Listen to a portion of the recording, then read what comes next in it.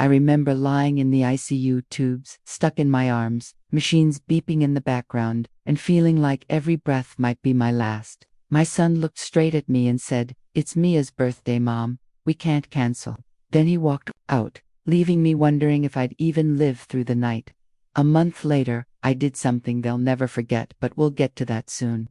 The doctors told me I had a massive blood clot in my lungs. My heart had stopped for almost a minute, and if the ambulance hadn't made it when it did, I wouldn't be here. Breathing felt like trying to pull air through a straw, and my chest was so heavy it was like someone was sitting on it. When the nurse asked if I wanted to call someone, of course, I said yes. I wanted my son, Evan. But when I finally got him on the phone, I could hear laughter, glasses clinking, and music in the background. He sounded relaxed, almost distracted. "Mom, I'll come tomorrow. Today's Mia's birthday. Don't make this a big deal," he said. "Before we begin, make sure to like and subscribe, and please tell me and others what's one life lesson everyone should hear before it's too late. Share it in the comments below. Thanks." I tightened my grip on the phone so hard my hand hurt. "Evan, I'm in the ICU. I could have died," I whispered, hoping he would understand. But he just sighed and said, "I know, but we planned this weeks ago. I'll see you tomorrow." Then he hung up, just like that. That night, I lay staring at the ceiling, too weak to cry, feeling like the machines around me were my only company. Later, I checked Mia's Instagram. There she was, smiling with a gold glitter cake, Evan's arm around her, the caption saying, "Best birthday ever." I shut off the phone, my stomach twisting. Best birthday ever. While I was hooked up to machines, the next morning, a social worker came in saying I needed a family member's consent for a scan. She tried calling even voicemail, twice. She didn't even look surprised. I just sank deeper into the bed. A while later, the janitor, an older man with kind eyes, quietly said, "Ma'am, your son came last night. He didn't go in. Said you needed rest." My chest tightened. He'd been there. He could have held my hand, but instead, he left. When I checked my hospital account later, I found something worse. My emergency contact had been changed from me to Evan just last week. Nobody had told me. Nobody had asked. And then, as if things weren't strange enough, a courier showed up with a sealed envelope with my name on it. No words, just the envelope. I held it in my lap for days, too uneasy to open it. When I was finally discharged, the nurse asked, "Someone picking you up?" I almost said Evan, then stopped. "Actually, I'll manage," I told her. She gave me that look, reminding me to take short steps and avoid stairs. I nodded, called for the hospital van, and rode home quietly, watching familiar streets slide by like memories that no longer belonged to me. When I reached my porch, I bent down to grab the spare key under the flower pot. My fingers dug into the dirt, but it was empty. No key. I just kept my hand there longer than I should have, wishing it might appear if I wanted it badly enough. I knocked on the door, weak and unsteady, leaning on the railing to keep myself from falling. When the door finally opened, Mia stood there, smiling too wide, holding a paper cup. "Oh my God, you're early," she chirped. "We were just about to come." "Come from where?" I asked, stepping inside. "From getting your favorite tea," she said, lifting the cup. "Earl Grey, right? Plain black," I answered. She glanced down at the cup like it had betrayed her. "Right, that too," she said quickly. My eyes went to the living room, and my heart dropped. Blue painter's tape outlined squares on the walls, and bright orange donation stickers were slapped onto my furniture. "What happened here?" I asked. "Decluttering," she said sweetly. "We're staging the house. It photographs better." "Photographs for what?" I pressed. "Just in case," she said in a voice that was too soft, too polished. "No decisions have been made." "Where's my ring?" I asked. She blinked. "Which ring?" "My grandmother's ring. The one I keep on my nightstand. It's not there." "Oh, valuables are in safe storage," she said, already moving toward the hallway. "For your protection." "Mine," I snapped. "I didn't approve that." "You were recovering," she said smoothly. We had to move quickly. I followed her into the kitchen, each step heavy because my chest still ached. On the counter sat a checklist: stage bedrooms, remove clutter, donate duplicates, photograph by Friday. I touched the paper with one finger. "Whose duplicates are these?" I asked. Mia picked up a marker and drew a cheerful star next to photograph. "We talked about simplifying," she said. You were overwhelmed, remember? No, I said slowly. I remember almost dying. She cleared her throat. Let's not be dramatic. You're home now. I opened a cabinet, looking for tea, and the sealed hospital envelope slid into my hand. I slipped it into my cardigan pocket without opening it. When I looked up, Mia was watching me too closely. Junk mail, she asked. Hospital notes, I said. Right, she said, her smile too wide. Notes. Where's Evan? I asked. Running an errand, she answered smoothly. A convenient one. Then another voice came from behind me. A woman in a blazer stood in my doorway, grinning like she was at a sales pitch. Hi, Tammy. So glad you're back and feeling good. Good, I repeated. I'm on blood thinners. Absolutely, she said with a fake laugh. You look amazing. So, just a tiny housekeeping thing. She slid a clipboard across the counter. Inspection access, so our people can check plumbing and electric. No commitment. Purely routine. I didn't move. Our people, I asked. The inspection team, she explained, tapping the signature line. The state requires permission, one quick scribble, and we'll take the burden off you. What burden? I asked. Managing all this, she said, sweeping her hand at the taped walls and labeled boxes. I narrowed my eyes. Are you family? She laughed. Honorary. I turned to Mia. Did you hire a realtor from my home while I was in the ice? It's just research, Mia said quickly. You asked me to look into options. I asked for help with groceries, I said coldly. I don't recall asking for a photographer. Tammy tried again. Totally fair. But inspector schedules, fill up fast. We want the best for you. I pushed the clipboard back toward her. Then the best would be no. Her smile flickered, but she pasted it back on. Of course, of course. Think on it. She left the form anyway. I'm ready, now, I said, turning the paper face down. Mia let out a laugh, too sharp. You're tired? Let's get you settled. I'll settle where my things aren't stickered for donation, I shot back. Who labeled my old letters? Duplicates of letters, she said with a shrug. You kept so much. We're creating calm. Calm is not strangers taking my quilts, I said. Calm is my ring where I left it. Safe deposit box, she said smoothly. We'll go together. When? I demanded. Soon. Tomorrow, I said firmly. Busy tomorrow, she said. The staging team is coming. Staging what? I asked, my voice low, letting the silence stretch until she Just options, she muttered. No more soft words, Mia, I said. What's the plan you aren't naming? She tucked her hair behind her ear. You need less to manage. Evan and I are trying to take stress off you. By moving me out of my own life, I said. By moving you forward, she corrected softly, into a place with support. A facility, I said flatly. A community, she said without blinking. I leaned against the counter, ribs aching. Who changed my emergency contact? What? She asked too quickly. The hospital portal shows Evan was made my emergency contact last week. Who did that? He just updated it, she said. Because you were, recovering. I was making tea when the clot hit me, I said sharply. Recovering came afterward. Her voice softened. You scared us, Mom. I raised my eyes and locked them on hers. Yet you had time to tape walls and slap stickers on my furniture, I said. Don't twist this, Mia shot back, her voice sharp now. We did what you couldn't. I can sign my own name, I told her. I can also say no. Just then, the front door opened and Evan walked in with a plastic grocery bag, his voice too bright. Hey, look who's home, I noticed, I said dryly. Did you also notice my key is missing? He glanced at Mia before answering. We thought with contractors coming, it was better to contractors. I cut in. For inspections, Tammy's cheerful voice floated from the entryway as she pretended to be on a call. Evan held up the bag. I got milk. You like 2%. Whole, I said. I've always liked whole. Right? He said quickly, setting it on the counter. Whole. He moved like he might hug me, but stopped halfway. How are you? Feeling? Breathing? Okay. Alive, I said. In my house. He nodded like that was enough, and then spotted the clipboard. Mom, Tammy's just trying to help. She can help by leaving, I said firmly. Tammy gave a little wave and took a step back, but didn't actually leave. Look, Evan said carefully, we're not trying to fight. Then don't, I said. Take the tape down. Bring me my ring. Cancel whoever's photographing my bedroom. Mia laughed too loudly. That's not how this works. How what works? I asked.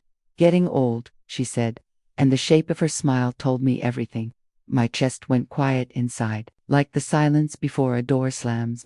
I pulled out my phone, needing one thing I could control, and opened my bank app. Evan's eyes flicked to my screen. "We were going to talk to you about bills," he said quickly. "Were you?" I asked. "When?" "Soon. After you rested," he said. "I'm awake now," I answered, tapping into my statements. At the top was a new notification, glaring like a bruise. Pension deposit redirected. My throat closed as I clicked. The money had skipped my account and gone into one I didn't recognize, labeled with a name I would never choose, House Fund. I sat at the table staring at it, my pulse thudding in my ears. Sleep wasn't coming, not after that. So I pushed myself up, careful with each step so my ribs didn't pull, and went into the study. Evan's old laptop was still on the desk, lid half open, charger plugged in. I pressed the power button, no password. The screen blinked awake, and his messages were already open. The first subject line stopped me cold. Project Reset. It was a thread between Evan and Mia. Inspection confirmed for next week. Mia had typed. "Good," Evan replied. "Once she's settled in the new place, we can finally breathe." I clicked the shared calendar link. There it all was: inspection dates, an estate sale scheduled for Saturday, and a note that read, "Tourist assisted living, Mia only." My hands shook as I opened the banking app on the laptop. There it was in black and white, my pension rerouted into a joint account with both their names. Last Tuesday, receipts followed junk removal, labeled bulk sentimental dispose. I knew that handwriting, the same one scribbled on the donation stickers plastered all over my home. Then I saw image files. I clicked. Photos of my prescription bottles lined up neatly on the counter. Underneath, Mia had written, "This will help if she argues." My jaw clenched so hard it hurt. More photos staged, listing shots of my living room, time-stamped the day I'd been admitted to the ICU. I opened my hospital patient portal. Buried in my file was a visitor limit request, submitted while I was unconscious. Denied. They had tried to cut me off from everyone. I closed the laptop, my hands resting on it. For the first time in days, I felt something sharp and steady. Not hope, certainty. I knew exactly what they were doing. I pulled the hospital envelope from my cardigan, slid every screenshot and printed page into it until the flap barely closed. The clock glowed almost 3 a.m. My chest was tight, but not from the clot this time. I powered the laptop back on and kept scrolling, gathering proof, every plan they had made while I lay helpless in a hospital bed. Then a new notification popped up. Estate sale. Saturday, 9 a.m. My name was on the permit. That calendar alert burned in my mind as I pulled on a sweater and tucked the envelope into my tote. "You can't do this alone," I whispered to myself, then answered, "Watch me."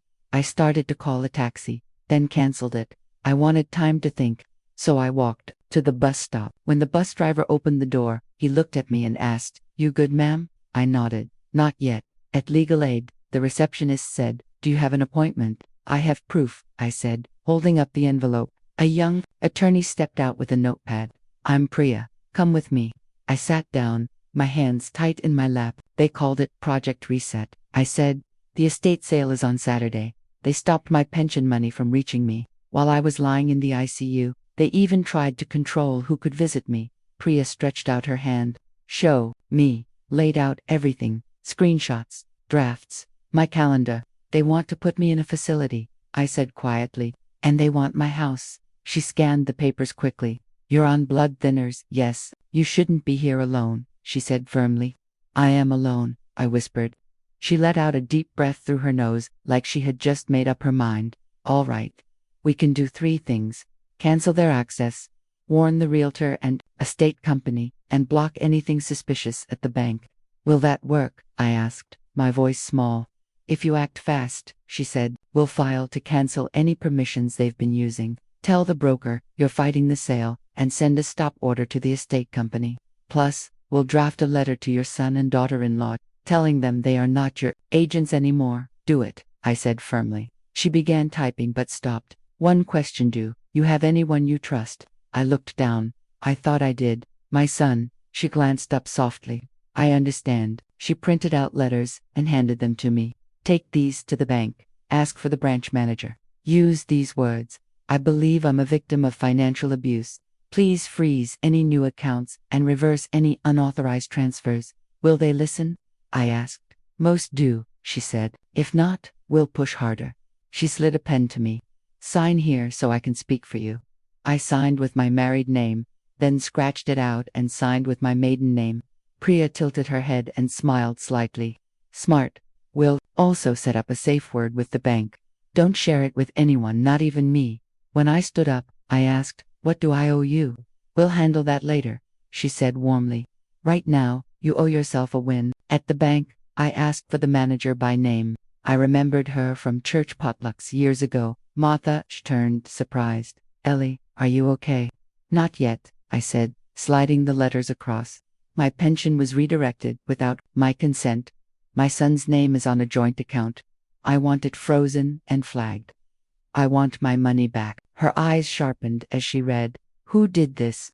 Evan and his wife, I said bitterly. They claimed it was to help me. Did you authorize it? No. Then, we'll fix it, she said firmly. She typed quickly.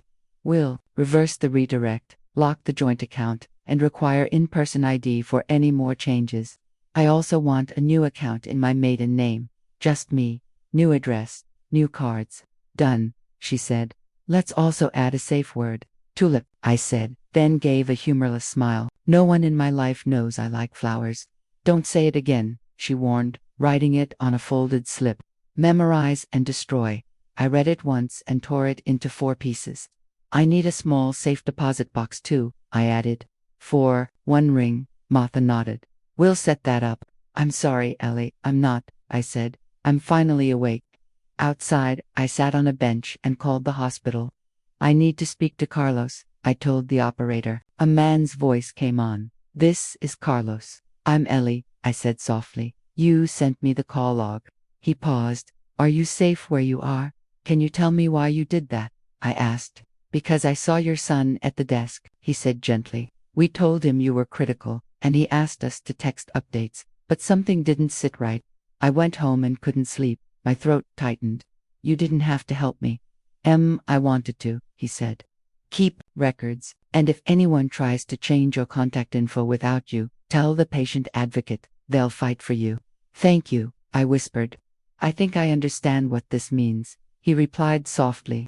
When I hung up, my hands were still, shaken. To steady myself, I called a number from a flyer Tammy had left Sunbright Estates. Hi, I said, keeping my voice calm. Before I agree to a sale, do you check the owner's consent? We rely on the family representative. The woman answered quickly. What if the family is wrong? Then we'd need the owner's signature. Of course, she said. Then why is my name already on a permit for Saturday? I asked. Silence. Then, let me get my manager. I didn't wait. I hung up.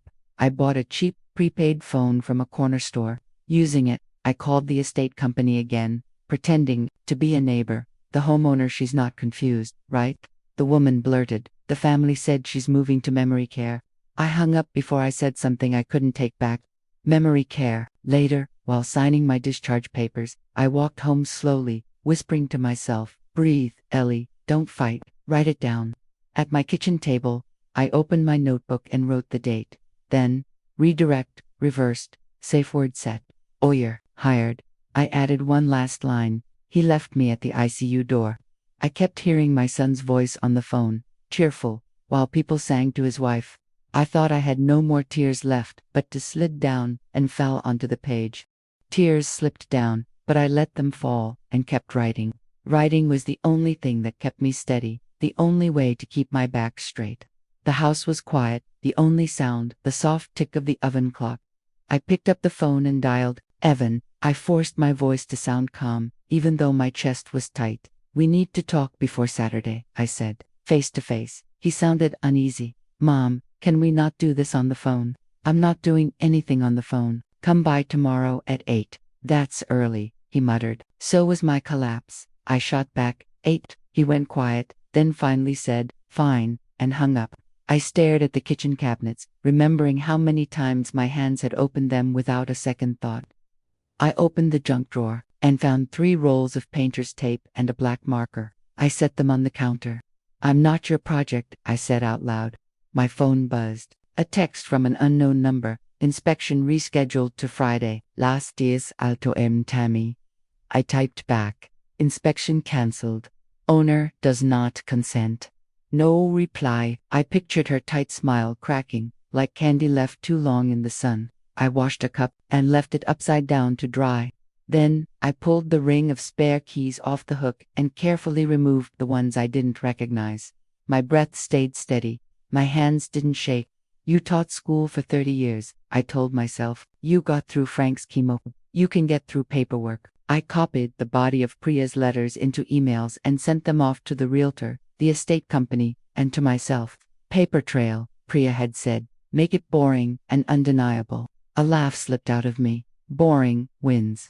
Then, a sharp, cold thought hit me. If they moved this fast while I was stuck in a hospital bed, what would they do once the sale fell apart? I looked at my front door, thought of the blue tape on the walls, the stickers on my quilts, the labels on the boxes filled with my life. I whispered to the empty room, I won't warn you again. As dusk settled, I made a cup of tea and wrote names in my notebook like soldiers in a row. Prija Martin Kalasan underneath. I wrote one more name. Me.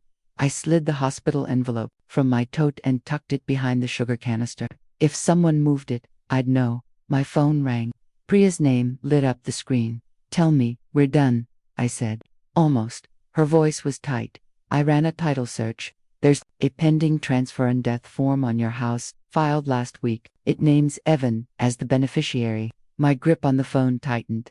I never signed that. I know, she said. Which means someone else did. That night, I didn't sleep. Not even with tea in my hands and the quiet hum of the fridge. Every time I closed my eyes, I saw my name beside Evan's, bold as if I had asked for it. At exactly 8 o'clock the next morning, there was a knock. I opened the door before they could. Evan walked in, Mia close behind. Her perfume hit the hallway before her voice. You wanted to talk, Evan said, glancing at the table where I'd laid out the hospital envelope, the bank reversal form, and a copy of Priya's cease-and-desist letter. Sit, I said. Both of you. Mia tilted her head, pretending to be patient with me. We've been really busy, Ellie. Sit, I repeated. My voice was sharp enough that she pulled out a chair without arguing. I stayed standing. While I was in the ICU, a transfer form was filed for this house. It lists you, Evan, as the only beneficiary. Evan's mouth opened, but no words came. Finally, he stammered. That's just planning. We wanted to make sure. Did I ask for this plan? I cut him off. You weren't in a position to think about it, Mia said smoothly. We were protecting your interests by staging my living room for a sale. I snapped. Evan shifted in his chair. We thought you'd be relieved not to deal with this when I'm what?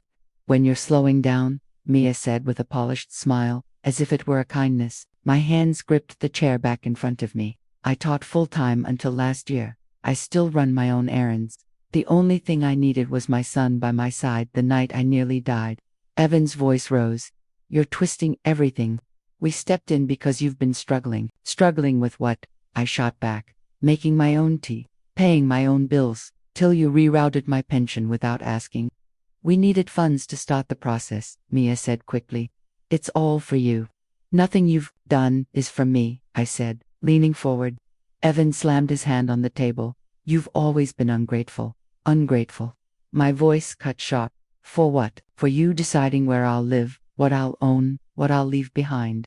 The room went silent except for my breathing. The form was forged, I said evenly. That's a crime. Mia's eyes flickered, just for a moment, before she leaned back. You can't prove that. I slid Priya's letter across the table. I can, and I've already revoked every authorization you thought you had. The bank accounts are frozen. The estate sale is cancelled. The realtor's been notified. Try one more thing, and it won't just be my lawyer you hear from next. Evan's jaw worked like he was chewing glass. You're making a mistake. No, I said, finally lowering myself into a chair. For the first time, I'm not. The mistake was trusting you without a paper trail. That's fixed now. Mia crossed her arms. And what? You think you can handle all this by yourself? You can barely walk up the stairs without what? I asked softly. Say it. She didn't. Evan shoved his chair back. We'll talk when you've calmed down. I am calm, I said. But if you walk out that door, don't come back unless you're ready to hand over my key, my ring, and every piece of mail with my name on it. He hesitated, but Mia was already heading for the door. "Come on," she snapped. He followed, though his eyes flicked toward the envelope on the table. I saw the hunger in them. He knew what was inside, and he wanted it. The lock clicked. Behind them, I slid the deadbolt shut for the first time in years. Sitting at the table, I pulled the envelope closer. Relief didn't come. Instead, I felt something sharper, colder. They weren't done. I thought the house would finally be quiet, but the silence had a pulse. I kept the body cam in my pocket like a secret and told myself, breathe, buy bread, keep moving. At the grocery store, as I picked through apples, a woman stared at me with her phone raised. "Are you the lady from the Post?" she asked. "What Post?" I said, though I already knew. Another voice cut in. "The one where your daughter-in-law says you're unstable." My mouth went dry, but my voice found a steadiness I didn't expect. "If you're going to film me," I said, "come closer so you can hear me clearly." She stepped forward, lifting her phone like a little shield. "Say your name," she ordered. "No," I said, "but I'll say this." I tapped my own phone awake. "Turn on your AirDrop." She frowned. "What? You're recording anyway. Might as well have the right angle." Around us, phones chimed. My list popped up. ICU call log, estate sale permit, forged transfer form, and one clip renamed. For us, a young man near the cereal box aisle blinked at his screen. "It's asking to accept something from E. Accept," I told him. He did. Gasps rippled through the aisle as the file opened. "Play it on speaker," I said. He did, and there it was, Evan's voice, low and guilty. "We needed the money," and Mia's hiss right after. "For us, for our life." A woman in a red sweater stared at me like she was seeing me for the first time. "That's your son." "That's my son," I said quietly. "She doesn't sound confused to me." Another voice muttered. Someone else called out, "Leave her alone." The words echoed through the aisle. I nodded to the young man with the phone. "Thank you," I said. His throat worked as he whispered, "I'm sorry." I left the basket where it was and walked out, my hands trembling only after I reached the sidewalk. Outside, the sky was ordinary people pushing carts, a child laughing by the carts. I stood there and thought, you asked for witnesses, now you have them. My phone buzzed before I reached the car. It was Priya. "Tell me something that doesn't require a lawyer," I said. She skipped past my joke. "Good news. The judge signed a temporary protective order. Also, the cash buyer you wanted got approved. 11 days to closing if you sign today. Send me everything," I said. She paused. "Are you okay?" "I'm working on it," I answered. "Then keep working," she said firmly. "We'll take the heat." I drove home with steady hands. At the house, I moved quickly. You don't owe anyone a museum, I reminded myself. I packed clothes, my quilts, one photo, my notebook, the ring, and the body cam. The rest I set aside for pickup by the shelter that once brought casseroles when Frank was sick. I called them. "I have furniture and linens," I said. "Pick up today?" the woman asked. "Yes. We'll be there by 4. I hung up and dialed the bank. "Martha, it's me. You're safe?" she asked. "Getting there. I want the living trust done tonight. Beneficiaries, caregiver, scholarship, and the shelter. Exclude Evan and Mia. Write it clearly." She didn't hesitate. "We'll bring in a notary. I'll meet you at your kitchen table." "Not here," I said. "Too many eyes at the branch." "Understood." I set the phone down, palms flat on the counter. Memories flashed. Evan at 5 with jam on his chin. At 23 calling me when his car broke down. At my door yesterday asking for calm. Something cracked inside me, and I let it stay cracked. The doorbell rang. I checked the camera. A delivery. I opened the box and froze. On top was my ICU wristband, sealed in a snack bag, and a handwritten note from Mia. Sharp loops, hard dots. "You'll regret this." "Not today," I said aloud. I dropped both into the envelope with the forged form and snapped the clasp shut. My phone buzzed again. "Priya, I'm outside." I met her at the curb. "Keep the engine running," I said. "Quick, in and out." Inside the branch, I signed papers like I was counting steps. Trust document, funding, successor trustee, scholarship terms, exclusion clause. Each stroke of the pen was another lock closing behind me. The notary slid the last page in front of me. "Sign here," she said. I signed my maiden name. Priya raised an eyebrow. "You sure?" she asked gently. "I'm sure," I told her. Martha leaned in next. I'll move the balances now. Do you want checks? Just one for the house buyer, and a small cashier's check so I can rent a place that's quiet. I said. You'll have it, she promised. When I got back, the shelter's truck was already outside. 2 women came up the steps. Are you donating all this? One of them asked. Everything except the boxers by the door, I said. Please, take the bed, the sofa, the dishes, everything else. She nodded and softened her voice. Are you okay? I will be, I told her, and this time I meant it. We loaded the house until the rooms echoed with emptiness. I left just one chair and the table. I sat down and wrote 3 letters. The first was for Priya, with copies of all the paperwork, along with a thank you she'd probably try to wave off. The second was for myself, just for lines. You weren't crazy. You weren't alone. You kept proof. You got back up. I folded it into my notebook. The third letter was the hardest, addressed to Evan and Mia. No warm words. No apology. Just a copy of the trust. A photocopy of the forged form with their fake signature highlighted, and a sticky note on top. I taught you better. I set it on the credenza by the door, right where the light would hit at noon. Then my phone lit up. Mia calling. I picked up. Return my ring, I said before she could start. It's in storage, she said. I'll have to check the hours. Check now, I snapped. She laughed, sharp and cold. You can't threaten us into loving you. I'm not asking to be loved, I said. I'm protecting what's mine. She fired back. Everything you have is because of us. We kept you afloat. My hands shook, but my voice didn't. You posted online that I was unstable. You tried to sell my life while I was in the ICU. She gave a loud sigh. I did what needed to be done. So did I said, and hung up. I walked through the house one last time. The nail holes in the walls looked like little mouths. I touched the spot where Frank's photo used to hang and whispered, I'm locking them out.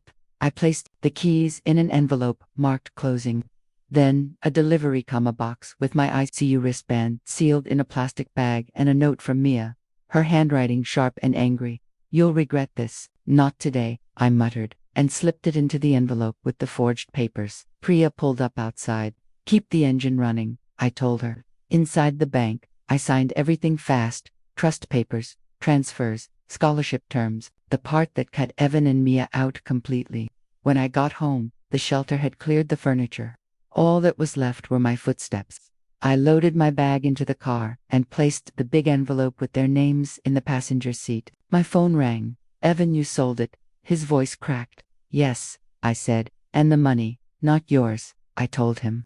Not Mia's. It's going to people who'd never leave me alone in a hospital bed. He swore under his breath. You've lost your mind. No, I said calmly. I just stopped letting you live rent-free in it. Mia's voice cut in. Do you know how humiliating this is? The neighbors are talking. The video was the truth, I said. And the thing about truth is, it doesn't need me to defend it.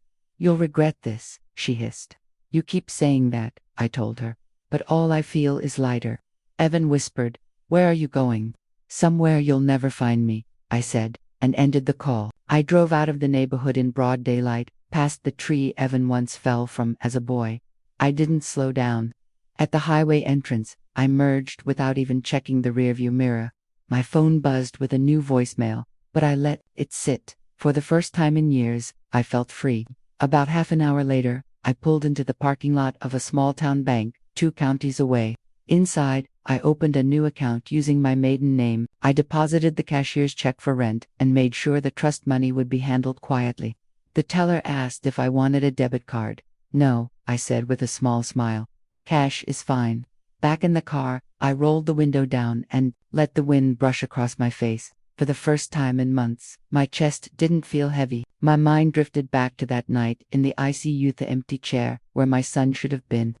The quiet hum of the machines, and yet, I felt no urge to cry. They had already taken too much from me. Now I had taken the rest back. My phone lit up with a new text from an unknown number. It was a photo of the envelope I'd left for them, torn open on their kitchen counter. Right in the middle was my sticky note, I taught you better. I couldn't help but smile. I started the car and steered onto a road I'd never driven before. Whatever waited for me next, it would belong to me. I didn't disappear to punish them. I disappeared because I was done living in the shadow of people who could watch me fade in a hospital bed and still care more about a birthday cake than my heartbeat. For weeks, I didn't check the news, didn't answer calls from numbers I didn't know, didn't bother to scroll and see what lies they were telling now. Instead, I unpacked slowly in a small, sunny rental by the coast. I relearned the sound of the waves and the taste of coffee without that bitter hospital flavor. Letters began arriving from the shelter, with photos of families sitting on my old sofa and kids wrapped in my quilts. Then, a handwritten note came from a nursing student who'd received the scholarship. "Your gift will help me care for patients with dignity." I folded it carefully and tucked it into my notebook. The last time I heard from Evan was a short email with just one line. "We didn't know you'd go this far." I never replied, because what I knew and what they never seemed to understand was that I had already gone farther than they could ever follow. My life wasn't theirs to plan, to sell, or to inherit. It was mine. Every last, quiet, stubborn, unshakable inch of it. And finally, I was living it on my own terms. That's today's story. If it touched you, leave a like and subscribe. And don't forget, share your own life lesson in the comments below.